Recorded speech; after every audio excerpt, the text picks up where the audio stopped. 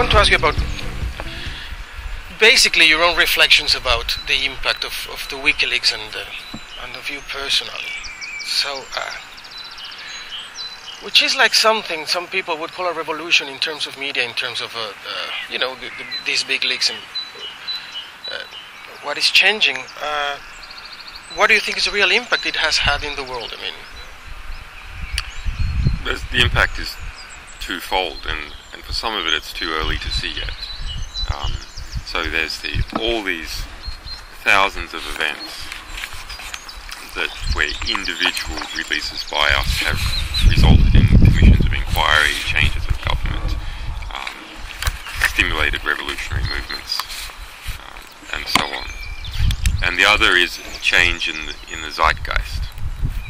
So a change in the general mood about what the standard is for journalism, what the standard is for media, and what is acceptable to do. And it's harder to know which one of these in the end will be the most significant impact. I think if we can steer the process well and we can defend ourselves and defend others who are engaging in similar activities, then this second component, which is changing the mood of the people, the mood of journalists around the world, and the standards that they should be living up to, ultimately this will have the longest ongoing impact.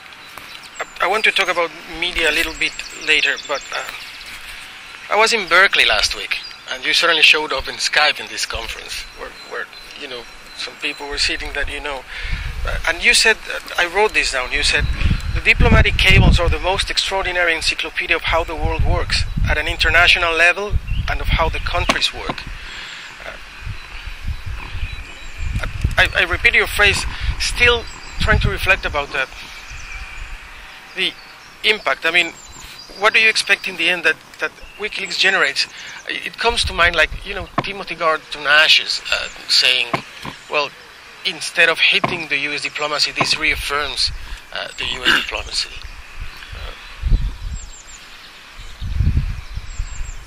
Everything, what I think the US diplomatic cables will result in is a resource that everyone in the world can refer to.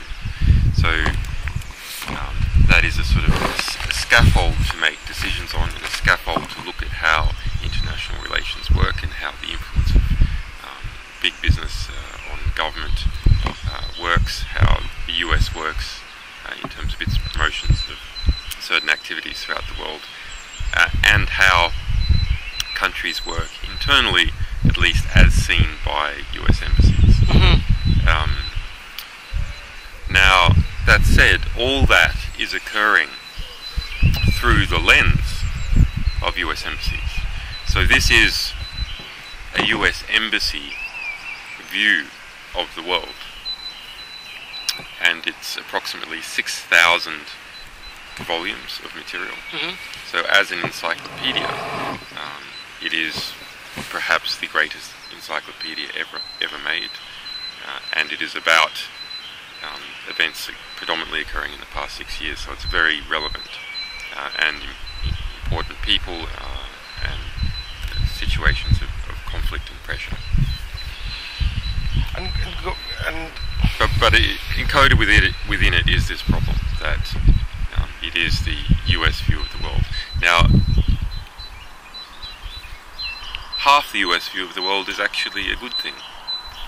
So the United States as an empire has been successful because it has married expressed concern for human rights and democracy together with military, commercial and intelligence power. Mm. So it has had the sort of soft carrot in one hand and a brutal stick in the other hand, and it has used both of these two in succession to apply pressure to get its way.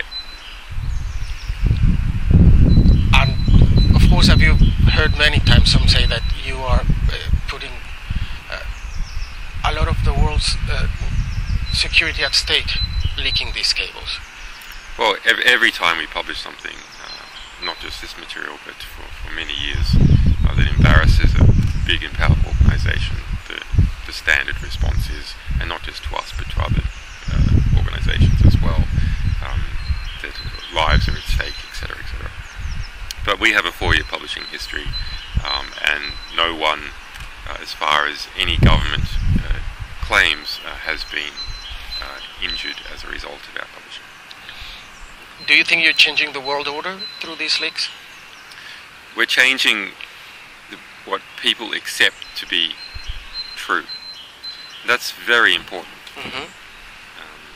That's the ground on which every political discussion occurs. For Cablegate, it's still too early to tell yet exactly what that is like. And the number of countries affected also means that it's hard for us to pull back and look, if you like, from the sky about all that has happened. Mm-hmm. Even we cannot keep up with the number of new stories and revelations that are generated each day from these activities. But if we look back, for example, to the Afghan War Diaries, mm-hmm. where we published 91,000 reports about the American war in Afghanistan, and revealed the specifics of 20,000 deaths that the US military recorded.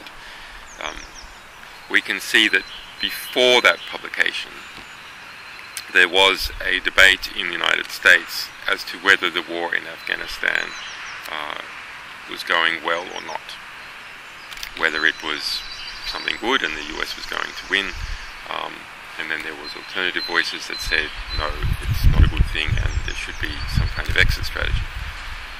After the publication of this material, the voices became unified that the war in Afghanistan was going terribly wrong. And that then became the ground for discussion. Completely accepted fact. Yeah. So I see, as Cablegate material works its way through the world media and all these individual countries, ground will be shifted so that the discussion on these many, many different issues will take place at a different